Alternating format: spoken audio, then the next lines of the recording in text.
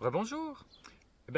Nous revoici à nouveau à Sion pour continuer de vous parler de ce formidable stage que l'on a organisé le 29 septembre qui durera jusqu'au 1er octobre 2023. Et je voulais, avant de vous parler un peu plus en profondeur de son contenu, je voulais qu'on fasse un point sur les personnes qui allaient être présentes. Est-ce que tu pourrais nous en dire un petit peu sur les participants Oui, bien de ce sûr, stage? avec plaisir. Alors, donc, les participants, en fait, ça s'adresse à toute personne.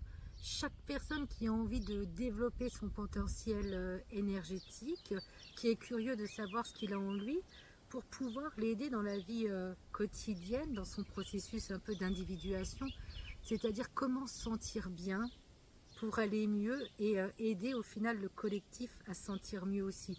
Donc ce stage, il va nous permettre d'aller chercher un petit peu au fond de nous qu'est-ce qui peut nous aider, vers quelle orientation il est plus facile d'aller dans un premier temps, parce que généralement quand on travaille le magnétisme et l'énergétique, il y a autre chose qui va venir facilement s'installer et le plus important pour moi, c'est de savoir par quoi commencer. Donc c'est pour cela qu'avec Stéphane, on a décidé de vous proposer ce stage avec un contenu assez dense quand même, mais qui puisse vous permettre d'avoir une belle ouverture. Donc Stéphane, je te propose, si tu veux bien nous parler un petit peu du déroulé, du contenu plutôt du stage. Oui, bien sûr. Alors comme on vient d'en parler, on va parler de l'énergétique, on va entrer dans la matière par le biais du magnétisme, mais comme l'a bien dit Muriel, c'est souvent une entrée qui peut être une fin en soi pour certaines personnes, mais parfois on va plutôt développer des spécificités parallèles. Par exemple, on a décidé de vous parler aussi de l'hypnose qui est une pratique que je développe depuis de 2005, donc ça fait déjà quelques années.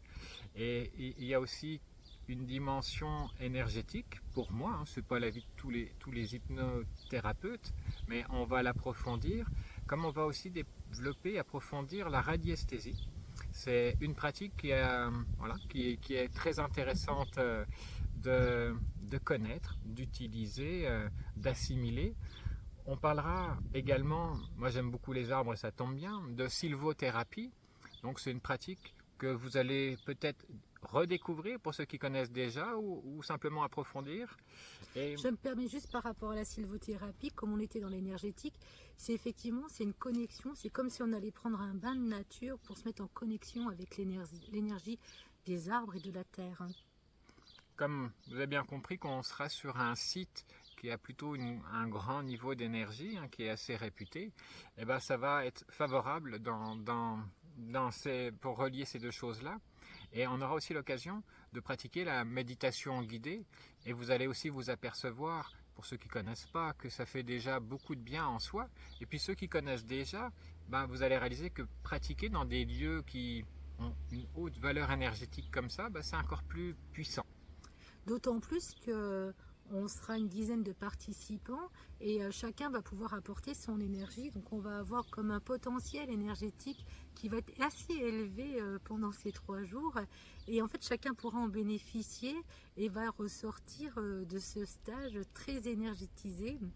Et en même temps avec des petits moyens pour dans la vie de tous les jours. Par exemple quand on parle des méditations, il est vrai qu'à certains moments de nos vies, on a besoin de méditer plus sur une chose ou autrement, et aussi de s'ancrer. Donc on va aussi vous apprendre comment s'ancrer pour pouvoir avancer dans le bien-être et dans la tranquillité.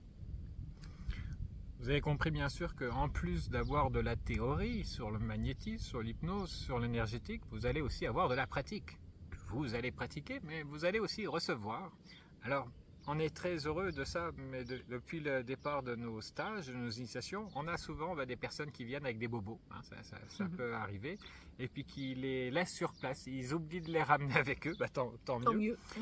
Et il y a aussi un point que je voulais partager avec ceux qui se posent encore des questions. Est-ce que c'est une bonne chose pour moi d'aller dans un stage comme ça? Ce que je peux vous révéler, c'est que j'ai été il y a déjà une paire d'années à un stage de ce genre-là qui mélangeait plusieurs pratiques. C'était de l'hypnose et du magnétisme. J'y allais spécialement pour l'hypnose, qui était mon sujet de prédilection. Le magnétisme ne m'intéressait pas spécialement à cette époque-là. Et c'est lors de ce stage que j'ai pu découvrir mon potentiel, c'est un mot qu'on aime bien avec Muriel, de magnétiseur. Parce qu'à la fin d'un stage, ça peut arriver qu'il y ait des gens qui aient mal à la tête, et si vous avez l'occasion de pouvoir tester ce que vous apprenez en direct live et puis soulager les personnes, ça peut vous aider après à prendre d'autres orientations dans la vie, pas forcément devenir magnétiseur, hein. C'est pas parce que vous allez découvrir que vous avez un potentiel que tout de suite il va falloir mettre une plaque sur votre porte ou sur votre maison, sur votre cabinet. On va avoir trop de concurrence, on ne s'en sortira pas.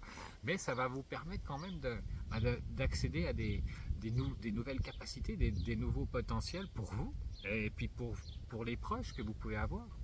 Et je rebondis sur ce que Stéphane disait. Donc effectivement, pendant le stage, vous allez avoir de la théorie.